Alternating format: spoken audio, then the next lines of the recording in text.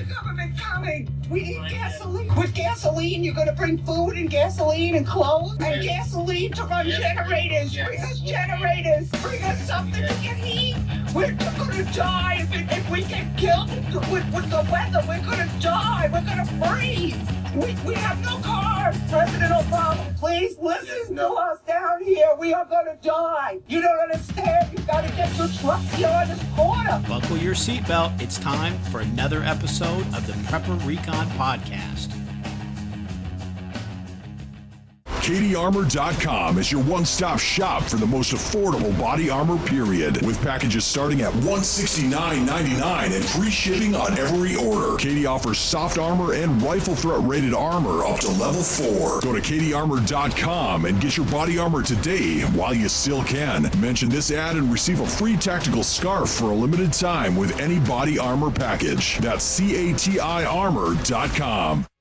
In the days of Noah, Book 3, Perdition. A global empire arises like a phoenix from the ashes of the world that was. The emerging order is unified by a new global currency and a single world religion, which are mandated by an imposed UN treaty. In the interest of unity and peace, a zero-tolerance policy for dissenters is enacted and strictly enforced. Hunted down like common criminals for daring to resist the state, Noah Parker's group will have to rely on faith and wits to endure the powers of darkness which are quickly consuming the earth. Buy your copy of The Days of Noah, Book 3, Perdition, by best-selling author Mark Goodwin in paperback, Kindle, or audio edition from Amazon.com today. Hey, Preppers and Patriots. We are in the final hours before Shemitah. For new listeners that might not know what Shemitah is just yet, that's the 7-year cycle in the, according to the Jewish tradition and according to the Bible. Messianic Rabbi Jonathan Cahn, he's been teaching on that for quite a while now. It occurs September 13th this year. The last Shemitah, it rang in the Great Recession.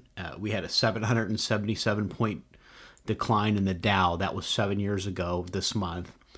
And the Shemitah before that was 9/11, which was 14 years ago. So it's something of an ominous date. No one really knows what this Shemitah could bring, but if the last two were God's warnings for America to repent, turn back to Him, and start doing things His way, it didn't work.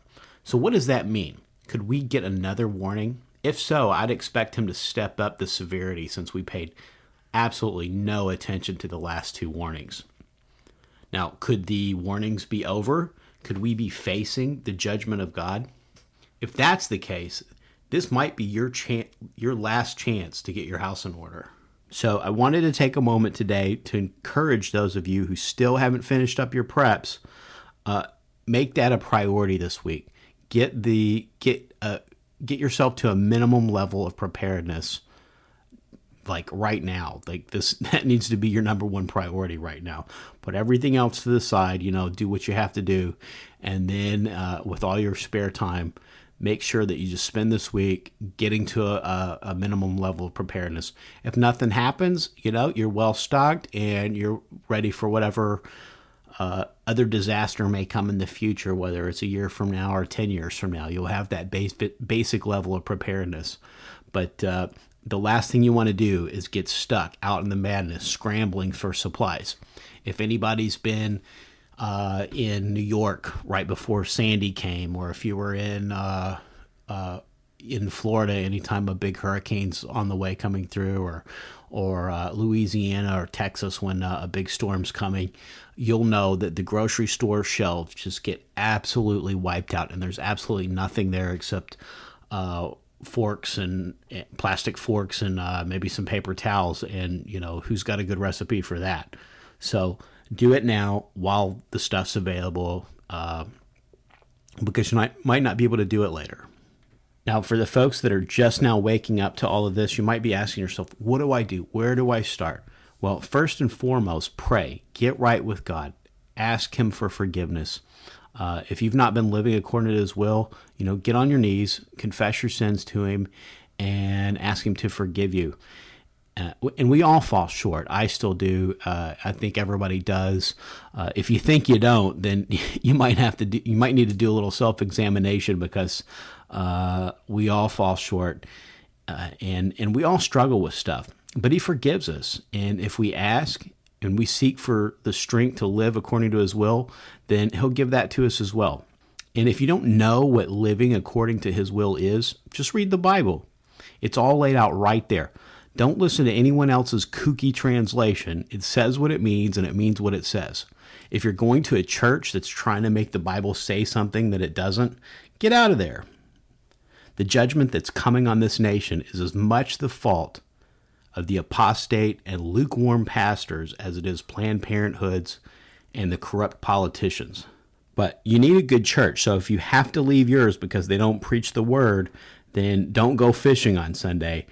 Pray, ask God, and he'll lead you to a good church, or he'll give you the resources to start your own.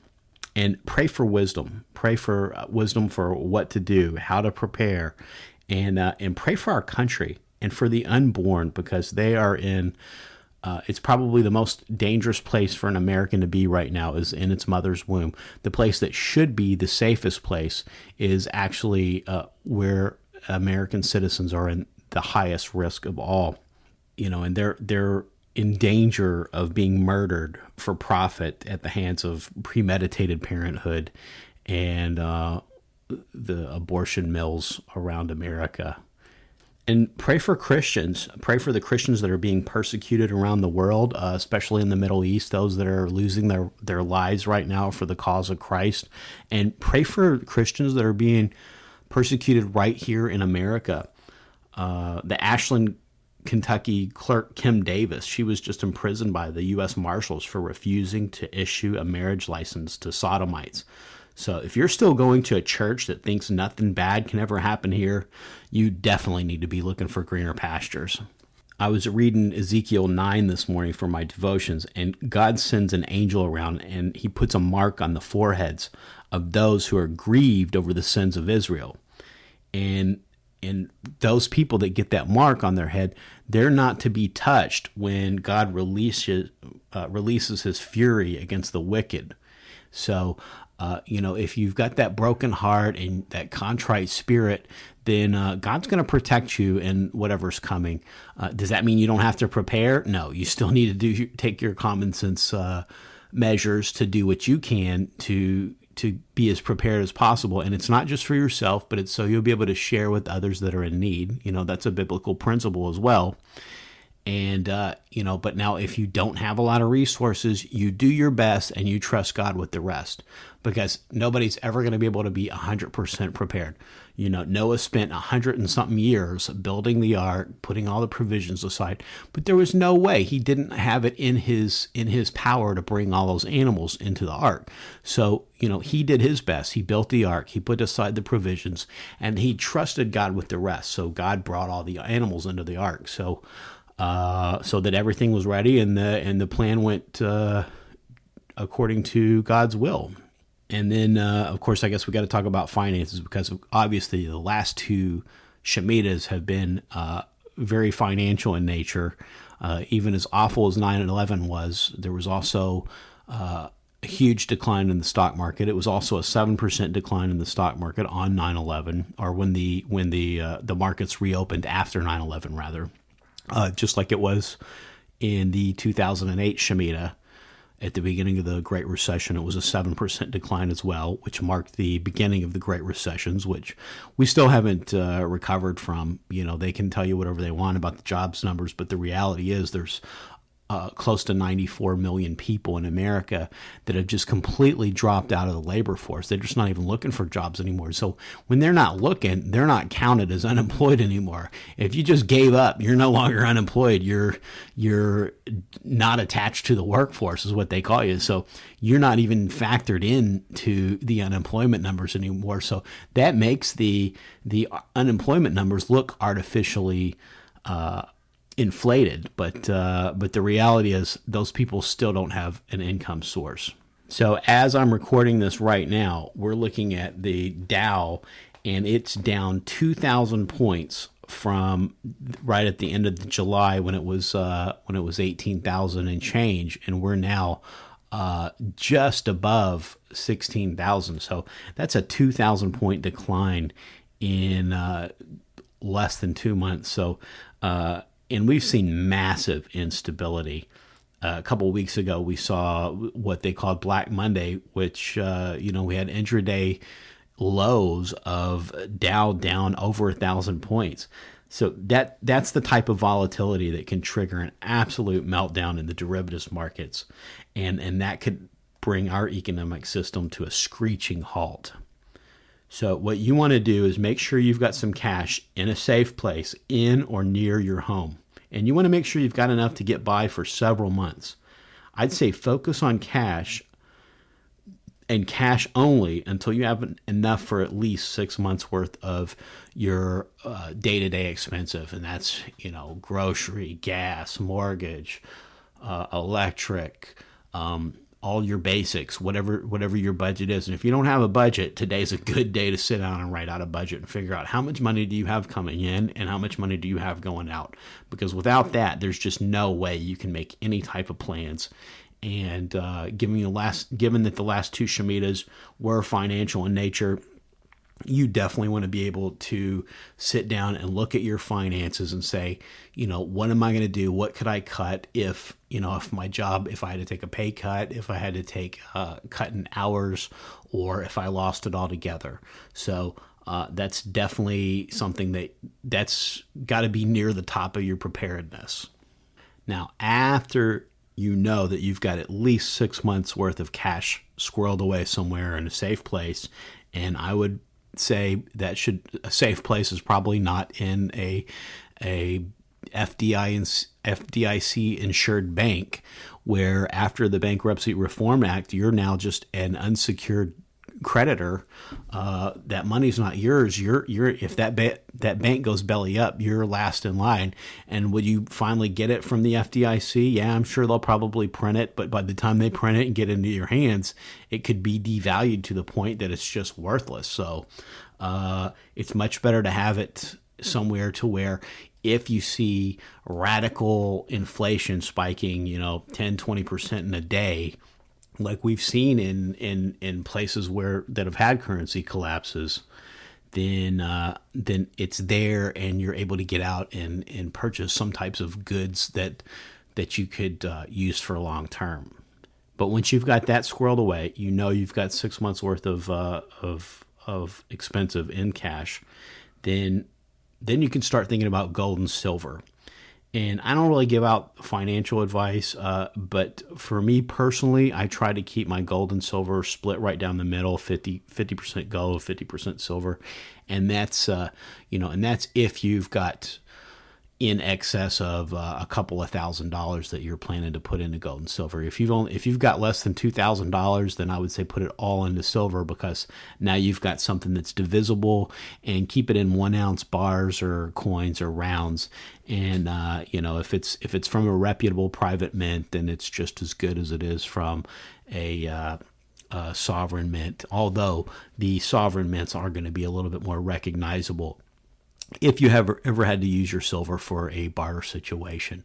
Obviously, United States Mint Silver Eagles, those are the most recognizable coins, but the silver maple leafs from Canada, or the Philharmonics from Austria, or the British sovereigns from the UK, those are also very recognizable as well. And beyond that, private mints, Sunshine Mint is very, very recognizable. They just made their products. They've made very high quality products, and they've made them at a very fair value. So there's a lot of them in circulation, and people will tend to recognize Sunshine Mint as well as like Golden State Mint and some of the other ones, almost as well as they recognize a sovereign mint. So keep it in 1 ounces, because when you start getting into 10 ounce bars or kilo bars or anything like that, you kind of start to lose your whole purpose of buying silver in the first place. And that's the divisibility. And you've got it in the 1 ounce coins, then you've got that divisibility. If you get the pre-1964, what they call junk silver, which is 90% silver, that also offers a really high degree of recognizability and divisibility. So people can easily identify it. They know what it is. They know it's silver. They can look at the date on it and see that it's silver. And it's a smaller form. One of the things with the junk silver, pre-1964 silver, is that it's just about all been sucked up. So a lot of times you're paying a higher premium for that than you are for the 1 ounce coins or bars or rounds. So, do the math on it and see if you're getting it at a fair price, because you don't want to be paying, $6 over spot for an ounce of silver just to be able to get it in quarters and dimes and half dollars. So, do the math and figure out what the best value is, and do that. And then gold, I like to stick to the 1 ounce gold. JM Bullion and Silver.com, they both have good deals on 1 ounce gold coins and 1 ounce gold bars. When you start getting into the half ounces, like if you get the U.S. Mint gold American Eagle, if you get a half, you're paying a much, much higher premium as a percentage over the spot price than what you're paying for a 1 ounce coin.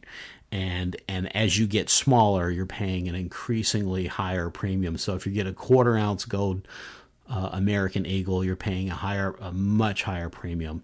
And then if you start getting down into the little dimes, the 1/10 ounce gold coins, then you're really paying a high premium. So I would stick to the 1 ounce gold coins for the most part for gold, and then just stick to the silver for your divisibility. And then you've got your silver if you need it for barter, and you've got your gold for wealth preservation that will hopefully bring it through to the other side of the collapse. And in the initial stages of a collapse, probably gold nor silver or either one are going to do you any good, because people are going to want things that they can use right away, or food, security, things of that nature, stuff that they need to get by day to day.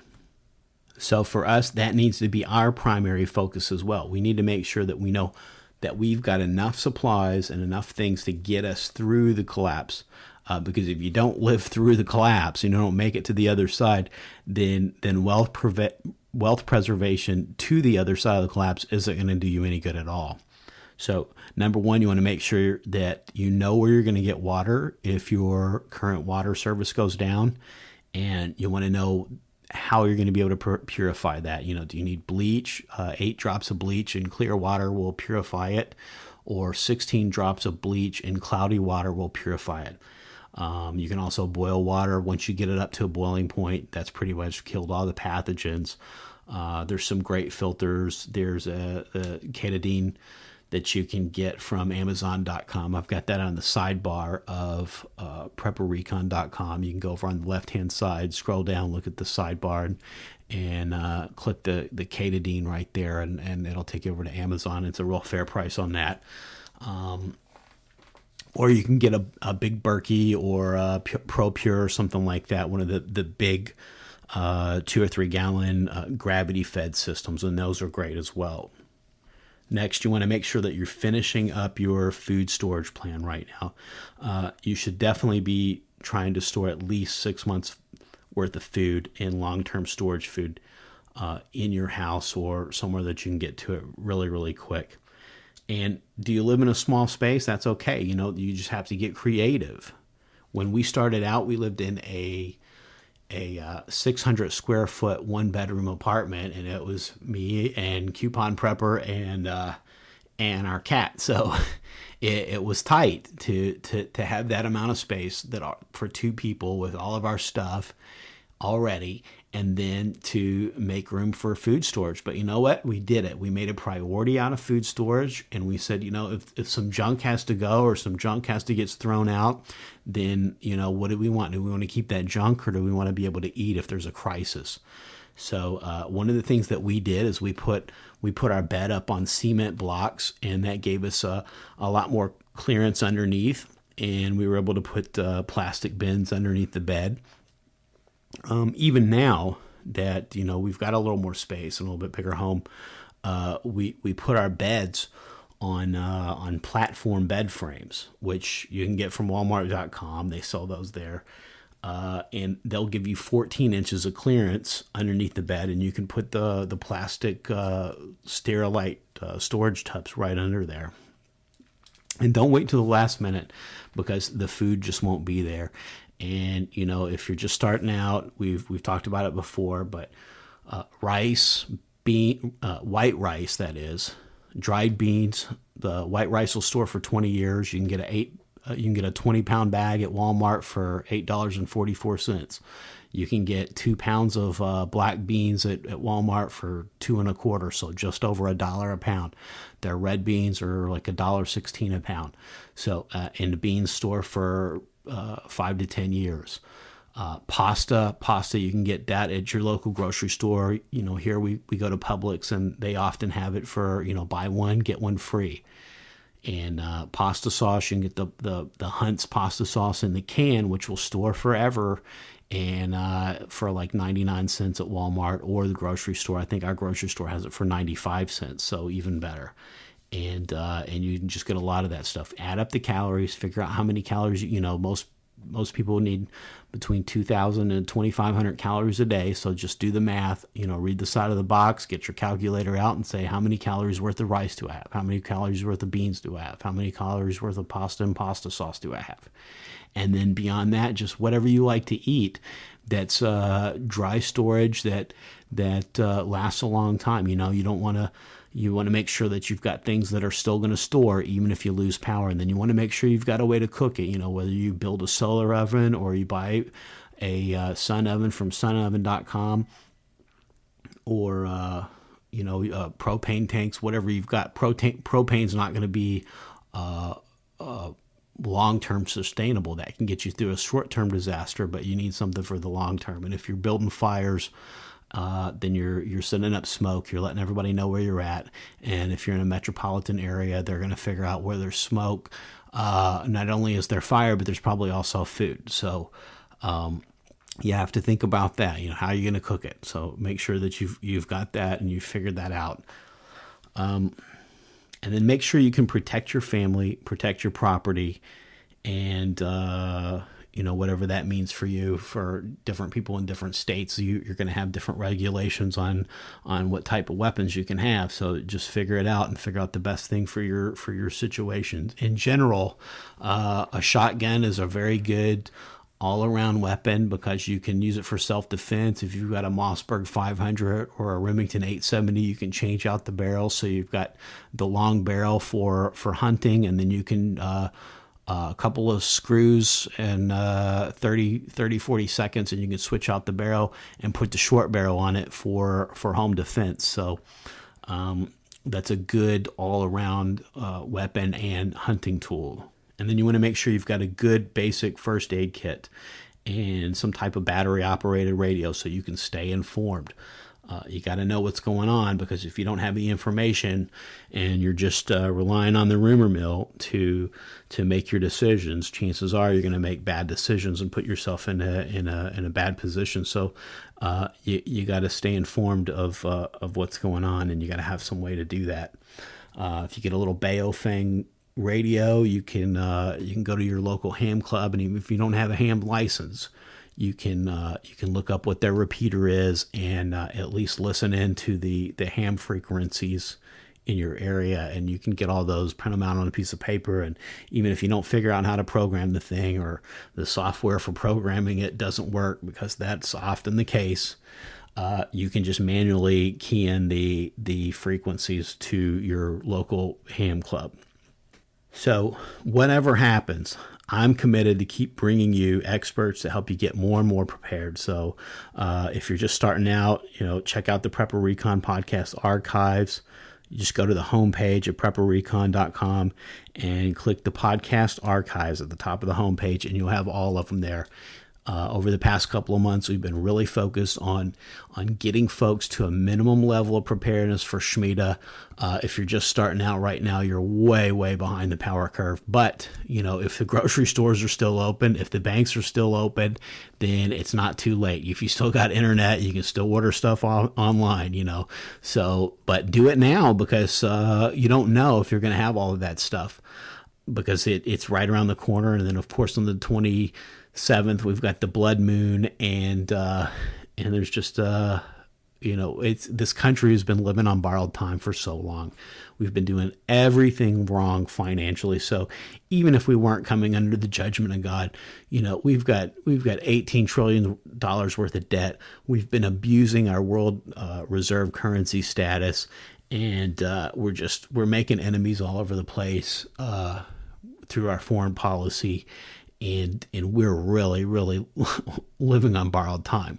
Now, if we had great foreign policy, a great economic system, and full employment, and a gold-backed currency, we'd still be coming under the judgment of God, because we're murdering 3,288 children a day through abortion, and we just consistently keep poking our finger in the eye of God with the things that we do. Over the past 2 months, we've seen all of the videos. We know how horrific the abortion mills are, and what's being done with murder for profit with Planned Parenthood, and in New York with the Empire State Building. They were playing videos of the goddess of destruction and putting her image on the side of the Empire State Building.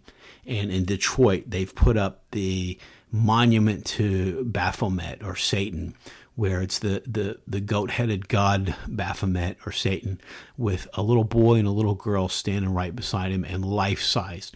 And that happened within weeks of Oklahoma ruling to take down their statue of the Ten Commandments. So we have absolutely taken down the law of God and replaced it with a stone idol of Satan, when you look at that on a national scale. So we are absolutely in for it, even if everything else was going right.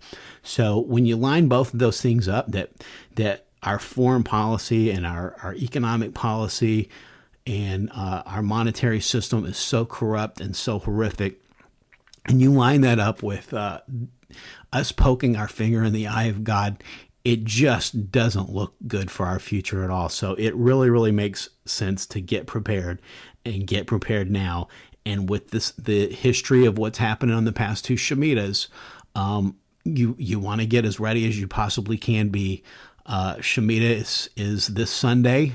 And of course, Friday is the 14th anniversary of 9/11, and the people that whatever you think about that, whether it was a government conspiracy, and there's some really, really odd evidence that make me think that the official story we got probably isn't the whole truth, but whether they were manipulated or just allowed to act, I do believe that it was an Islamic terrorist that actually did perpetrate the planes, and they could do something. They still hate us. Israel's the little Satan, and we're the big Satan, and and they hate us, and we're over there making deals with them and making it easier for them to have the funds they need to absolutely destroy us now. So that doesn't look good for us either. And then after that's Friday, 9/11, the anniversary, 14th anniversary, and then Sunday will be Shemitah. That'll be 9/13, September 13th. And then, of course, that's when the Asian markets will start opening around the world. So if we were going to see an economic crash, we could see it the day before Shemitah. We could see it on Friday, on 9/11. or we could see it the following Monday, which would be September 14th. But the Asian markets will actually start to open up while it's still Sunday night here around 9:30 at night Eastern time. So that's when it could start. Or you know what? Nothing can happen at all. We've got the blood moon on the 27th. Some ominous event can happen then. We just don't know. But the thing that we want to do is be prepared. Now, on a slightly more upbeat note, my new book, The Days of Noah, Book 3, Perdition, is now available from Amazon.com. And it's available in paperback and it's available in the Kindle edition. I know, especially people that listen to podcasts. I'm a podcast guy, and so I like audiobooks. So for those of you that are waiting for the audiobook, it's in production right now, and it will be out no later than October 1st. So it could come out a little earlier than that. And in the book, you see a Christian community and what they're doing. They're struggling to survive in the midst of an economic collapse and persecution of the church right here in America. So the book shot straight to number 1 in Amazon's Christian futuristic category on the first day it was released. So a big thank you to everybody out there that bought the book the first day that it came out. I really, really appreciate that. And I guess a few people find it fairly entertaining. And besides being entertaining, I really wrote the Days of Noah series to get folks prepared, to get you physically prepared, spiritually prepared, and mentally prepared for the dark days ahead. If Kim Davis, the clerk in Ashland, Kentucky, that's locked up right now for refusing to issue a marriage license to sodomites, if she hadn't purposed in her heart of what she was going to do, that she was going to obey God rather than man, do you think she could have taken that stand to honor him by going to jail? It's difficult because I think that a lot of people, they push all that stuff to the back of their mind. They don't really hear about it from the pulpit. And it's something that never crosses their mind. And I think a lot of good people that really love Jesus are going to get caught having to make tough decisions. And I think that a lot of them, because they're not mentally prepared, they haven't stilled themselves for that mentally and spiritually. I think a lot of them are going to make the wrong decision. The Christians that are in the Middle East right now, and they're people, the ISIS is coming into their homes and putting a sword to their throat, and they're saying, deny Christ or I'm going to take your head off. They've been seeing this going on in their community and in their region for some time. So they've already got this thought out. What am I going to do when they come in here and put that knife to my throat? What am I going to do when they put that knife to my child's throat, to my wife's throat? They've already decided, I'm not going to deny Christ no matter what. They've already purposed in their heart. They've made up their mind, and that's how they're able to stand strong and lay down their life for the kingdom that is to come. And if you haven't done that already, then there's a good chance that you're going to make the wrong decision. So that's one of the things I try to do in the Days of Noah series is to give you some things to think about. And as you're reading about the characters and the things that they're going through and the decisions they're having to make, you're asking yourself, what would I do if I was in that situation? What decision would I make if it came down to me being in the position that this character's in? So, and then I also wanted to provide good Christian entertainment. There's no cuss words, there's no sex scenes in my books. And like the Bible, there are some fairly graphic scenes of violence, and some of those are pretty intense. But that's part of what you have to mentally prepare for to get by in a post-apocalyptic world. And of course, to celebrate the release of the book, I'm giving away some great survival gear. We're going to have a drawing when the moon turns to blood on September 27th, provided that we're all still here. And I'm giving away an individual first aid kit. I'm giving away a personal trauma kit. I've got an ACU tactical sling. We've got some great survival books. some antibiotics that we're giving away as well, fish antibiotics, which for folks that don't know, and I'm not a doctor, so I'm not going to tell you that it's okay to take fish antibiotics, but I'm going to tell you that I have taken them. My wife's taken them. I'm not giving out advice, but they're produced in the same factories, and they have the same milligrams, and they're in the same colored capsules as the ones that you get from your pharmacist. Some people stockpile those just to have them, just in case for a grid down situation. You want to, if you can go to the doctor and get a prescription, I think that's probably the way to go.